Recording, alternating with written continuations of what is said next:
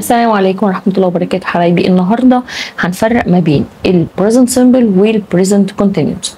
طبعا احنا عارفين ان في حاجة بتلخبط ما بين الزمانين دول، بس احنا ان شاء الله هنوضحهم بأبسط طريقة وبأسهل حاجة. طيب عشان نعرف البريزنت سيمبل احنا قلنا ان اس مرتبط باس. البريزنت سيمبل المضارع البسيط ماشي مرتبط باس، مرتبط باس. طب هو بينزل مع مين الاس؟ اتفقنا ان هو بينزل مع الهي والشي والات، تمام، واي اسم مفرد اذا كان عاقل او غير عاقل. زي مثلا بقول محمد، تمام، ده اسم عاقل مفرد فبينزل معاه اس. طيب بقول مثلا الكات، اسم مفرد غير عاقل بينزل معاه الاس. يبقى الاس احنا متفقين ان هي بتنزل بس في زمن البريزنت سيمبل مع الهي والشي والات واي اسم مفرد. طب احنا هنستفيد منها ايه النهارده؟ هنوضح كده جمل هنفرق ما بين المضارع البسيط والمضارع المستمر في جمل بسيطه عشان تبدا تفصل ما بينهم هما زمنين. هنستخدم مثلا نقول she cooks، she cooks the lunch. طيب انا عندي اس هنا ما بتنزلش الا مين؟ في زمن البريزنت سيمبل. يبقى انا عرفت ان اس دي علامه لزمن البريزنت سيمبل، علامه لزمن المضارع البسيط. she cooks the lunch. طيب احنا كمان اتفقنا ان زمن المضارع البسيط دوت حدث بيحصل عموما، حاجه عموما انها بتحصل عادي، انا بطبخ الغداء فهي دي حاجه في العموم انها بتحصل، فشي كوكس ذا لانش. طيب انا لو قلت كده، لو جيت انا استخدمت هقول برضو نفس الجمله she is cooking the lunch، تمام.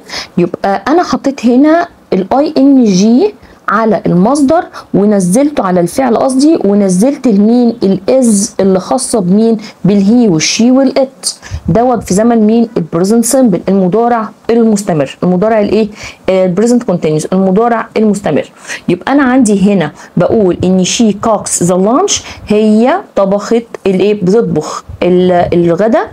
هنا هي متعوده، هي she is cooking the lunch، هي عماله تطبخ. فهنا زمن المضارع المستمر مرتبط بالاي ان جي ومرتبط بالايه؟ بالام والايز والار. طيب لو استخدمنا جمله كمان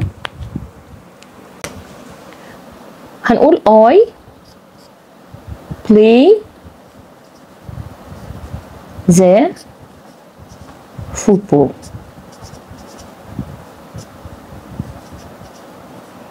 I play the football. طيب انا اعرف منين ان الجمله ديت زمانها ايه؟ زمانها اول حاجه زمانها present simple. عرفت منين ان الفعل نازل لي فين؟ تصريف اول. تصريف ايه؟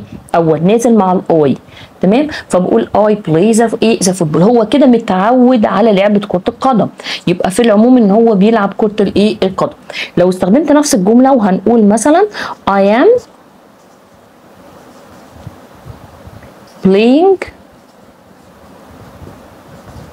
I am playing the football.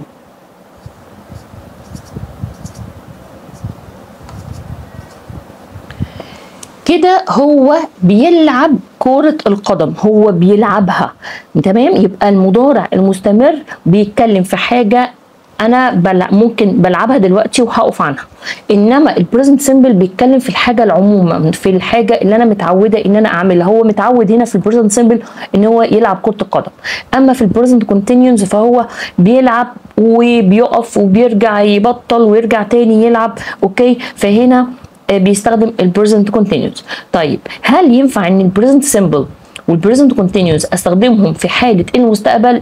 ينفع؟ ينفع. طب ازاي ينفع؟ تعالوا نشوف. استخدم المضارع المستمر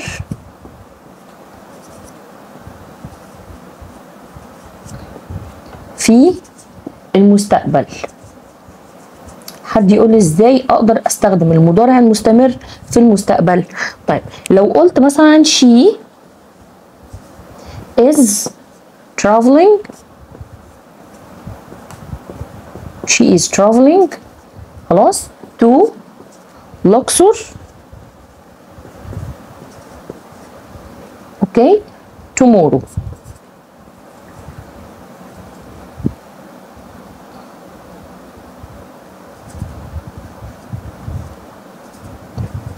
طيب هنا انا قلت ان هي she is traveling to Luxor. انا لو قلت she is traveling to Luxor بمعنى ايه؟ هي بتسافر للأقصر. كلمة tomorrow هنا معناها ان انا حطيت ان هي لغت كل شيء، خلاص هي لغت كل شيء كانت مجهزاه وجهزت نفسها للايه؟ للسفر تاني يوم او غدا. ماشي، يعني انا ما اقول she is traveling to Luxor هي بتسافر الاقصر، تمام، ده present continuous. كلمة تومورو هنا أكدت إن هي عملت إيه؟ إنها لغت كل شيء، لغت كل شيء وجهزت نفسها للسفر تاني يوم. أوكي؟ فسهل جدا إن أنا أقدر أستخدم المضارع المستمر في حالة المستقبل باستخدام تومورو، باستخدام تومورو. أتمنى إني أكون وضحت وفرقت ما بين المضارع البسيط والمضارع المستمر في طريقة سهلة وبسيطة. ولو كان عجبك الفيديو دوس لايك واشترك في القناة وفعل زر الجرس عشان يوصلك كل جديد. Thank you for watching. Goodbye.